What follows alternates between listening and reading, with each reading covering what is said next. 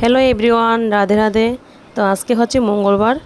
তো মঙ্গলবার আমি নৃসিংহদেবের পূজা করি।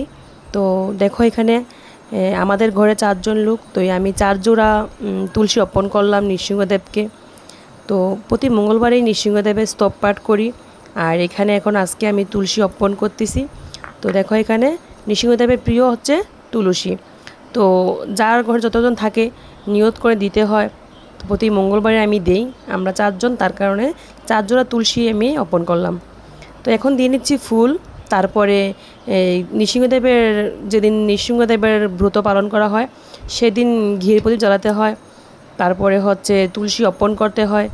তো স্তব পাঠ করতে হয়। তো আজকে হচ্ছে মঙ্গলবার, আজকে আমি ঘির প্রদীপ জ্বালাবো। আর এখানে তুলসী অর্পণ করলাম। তারপরে আমি নৃসিংহদেবকে আরতি করে নেব। নৃসিংহদেবের আরতি করা যায়, নৃসিংহদেবের স্তব পাঠ করা যায়।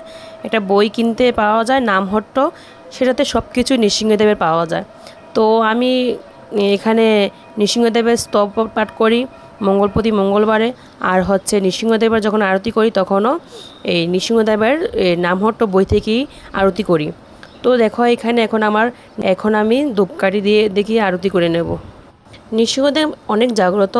যার যে মনের বাসনা থাকে প্রতি মঙ্গলবারে ঘির প্রদীপ জ্বালিয়ে তুলসী অর্পণ করে, তারপরে স্তব পাঠ করে নৃসিংহদেবের প্রণাম জানিয়ে নৃসিংহদেবকে যা বলবে তাই মনের মানস পূর্ণ হয়।